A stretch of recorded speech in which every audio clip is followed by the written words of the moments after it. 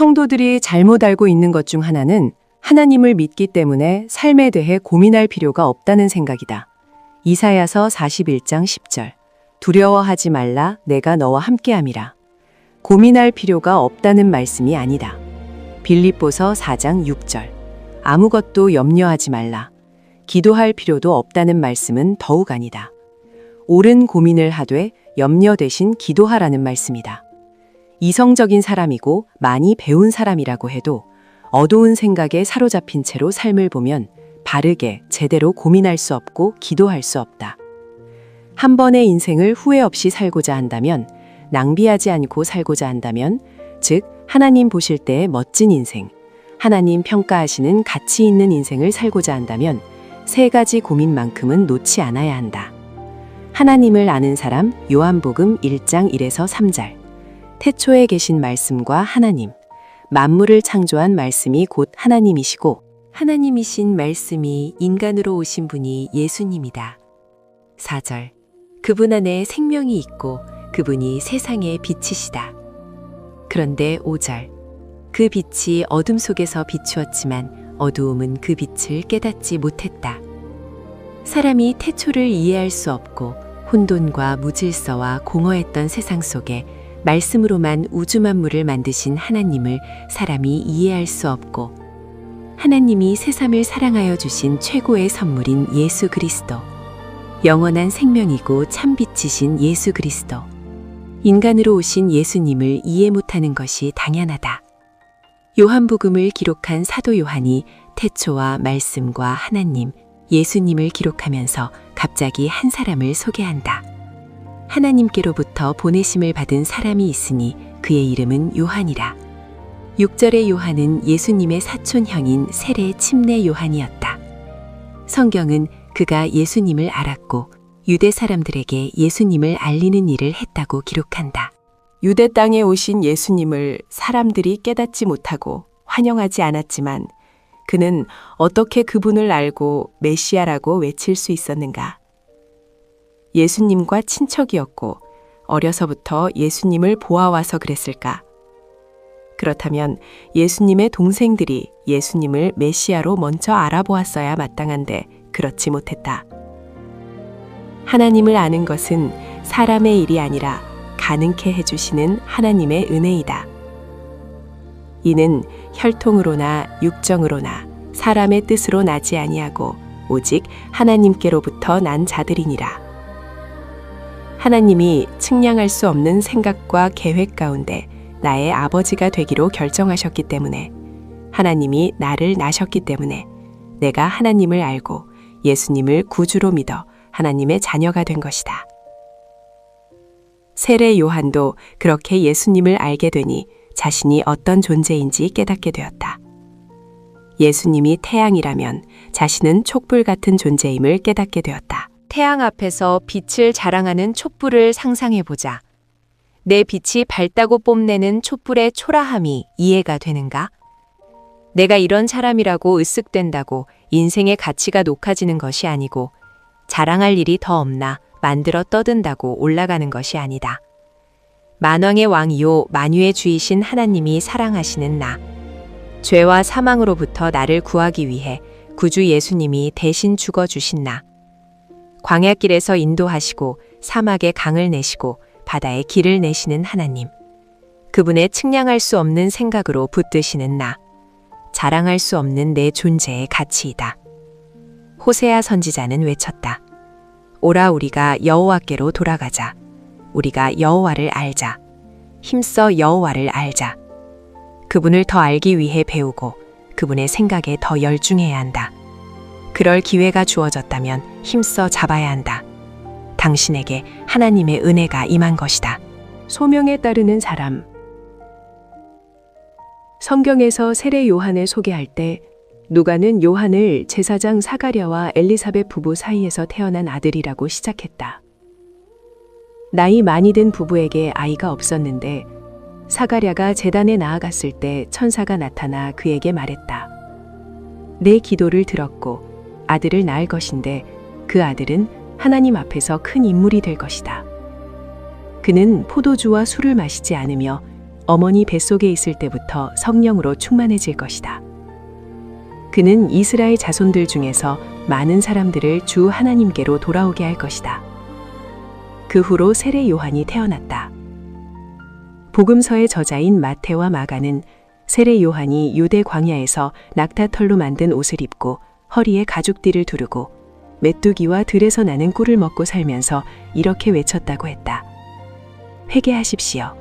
하늘나라가 가까이 왔습니다. 그런데 사도 요한은 세례 요한이 어떤 배경, 어떤 집안, 뭐 하면서 살던 사람이라는 것을 언급하지 않았다. 하나님께로부터 보내심을 받은 사람이 있으니 그의 이름은 요한이라. 명문 집안의 귀한 아들, 그리고 예수님과 사촌 관계와 같은 배경과 과거보다 중요한 것은 하나님이 그를 메신저로 부르신 것, 유대 광야로 보내셨다는 것, 그리고 하나님의 부르심을 그가 살아내야 할 소명으로 받아 순종했다는 것이다.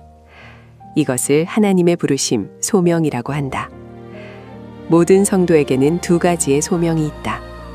하나님께 나아와 예수님을 구주로 믿으라는 구원의 부르심이 첫 번째 소명이고, 두 번째 소명은 하나님의 자녀된 내가 하나님을 기쁘시게 하기 위해 무엇을 하며 살 것인가에 대한 부르심이다.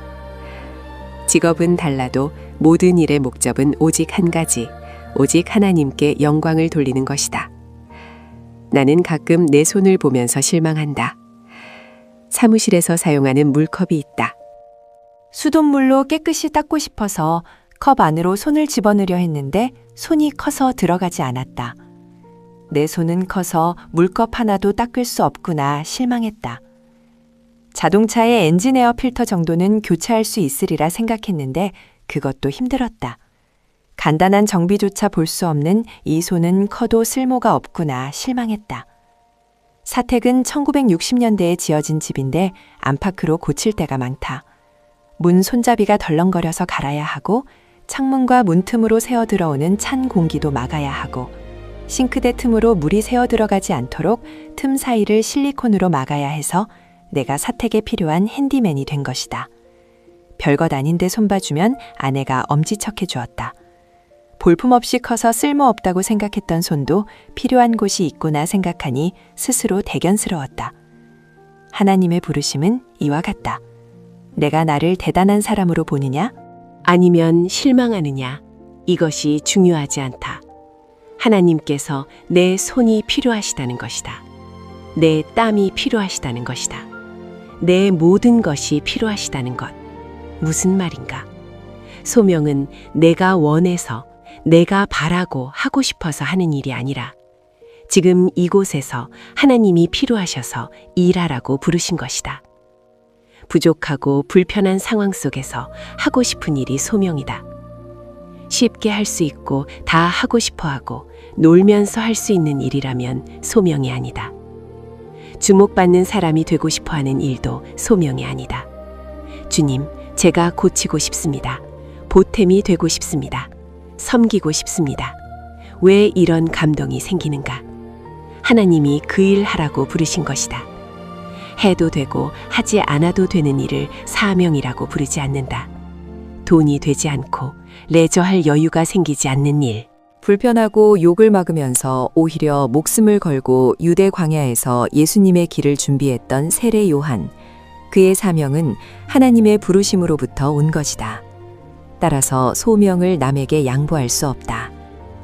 죄인 중 우두머리였던 나를 사랑하여 불쌍히 여기시고 충성되이 여겨 하나님이 맡기신 일이 은혜요 축복이기 때문이다. 세례 요한에게 몰려든 사람들이 선생님은 누구십니까? 그리스도입니까? 물으니 그가 대답했다. 나는 그리스도가 아닙니다. 그러면 엘리야이십니까? 아닙니다. 그러면 하나님이 보내신다고 하신 그 예언자입니까? 아닙니다. 그럼 당신은 누구인데 회개와 천국 메시지를 전하고 세례를 줍니까? 이르되 나는 선지자 이사야의 말과 같이 주의 길을 곧게 하라고 광야에서 외치는 자의 소리로라 하니라. 그는 있는 척, 멋있는 척, 아는 척 하지 않았다. 사람들이 부추긴다고 교만하지 않았다. 하나님을 알고 소명을 알고 척하지 않은 거룩의 힘으로 소명에 따라 살았다. 소명에 헌신하는 사람, 그가 증언하러 왔으니 곧 빛에 대하여 증언하고 모든 사람이 자기로 말미암아 믿게 하려 함이라. 그는 이 빛이 아니요 이 빛에 대하여 증언하러 온 자라. 구주 예수님만이 세상의 참 빛이시다. 그런데 빛이 되고 싶어하는 사람이 많다. 주목받고 싶고 히어로가 되고 싶어한다. 심지어 교회의 머리가 예수님인데 교회의 머리가 되고 싶어한다. 이 땅에 오신 참 하나님이요 참 사람이신 구주 예수님이 참 빛이라고 가르치고 외치고 증거하는 삶만이 가치 있고 그 행복은 돈과 인기와 세상 힘과 비교할 수 없음을 믿기 바란다. 헨리 모리슨. 이 뉴욕항으로 귀국하고 있었다. 40여 년간 아프리카 선교를 마치고 돌아왔다. 항구에 셀 수 없이 많은 사람들이 모여 배를 향해 손을 흔들고 있었고 밴드가 연주하는 음악 소리를 듣자 헨리는 아내에게 저 사람들을 보세요. 당신과 나를 잊지 않고 맞아주는군요. 그런데 헨리가 몰랐던 것이 있었다. 그가 탄 배에는 마침 테리 로즈벨트 대통령도 함께 타고 있었다. 대통령은 3주간 아프리카 휴가를 마치고 돌아오던 길이었다. 항구에 모인 사람들과 밴드는 대통령의 귀국을 환영하는 행렬이었다. 많은 인파들이 배에서 내린 대통령을 에워싸고 환호하며 행진하는 동안 헨리 부부를 알아봐주는 사람은 없었다. 헨리 부부를 기다리는 것은 그들을 숙소로 이동시켜줄 허름한 택시 한 대뿐이었다. 대통령은 놀다가 돌아온 것이 아닌가? 평생 하나님께 헌신한 나를 누구도 봐주지 않았어. 뭔가 잘못된 거야. 괴로워하는 헨리에게 그의 아내가 헨리, 하나님께 기도해 보세요. 당신의 감정과 고민을 하나님께 솔직하게 아뢰세요. 방바닥에 무릎을 꿇은 헨리가 하나님께 기도하기 시작했다.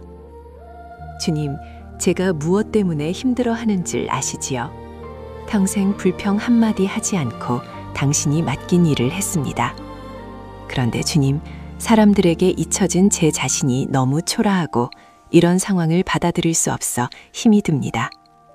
그렇게 10여 분이 지나고 헨리는 자리에서 일어나 아내에게 다가왔다. 여보, 기도하는데 주님이 그분의 손을 내 어깨 위에 올려놓으시고 조용히 말씀하셨지. 헨리, 너는 아직 집에 돌아온 것이 아니야.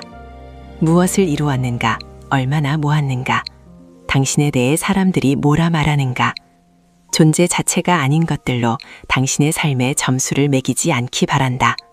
하나님이 당신을 지극히 사랑하신다. 하나님이 당신의 마음과 손이 필요하다고, 당신의 모든 것이, 당신의 생명이 필요하다고 하신다.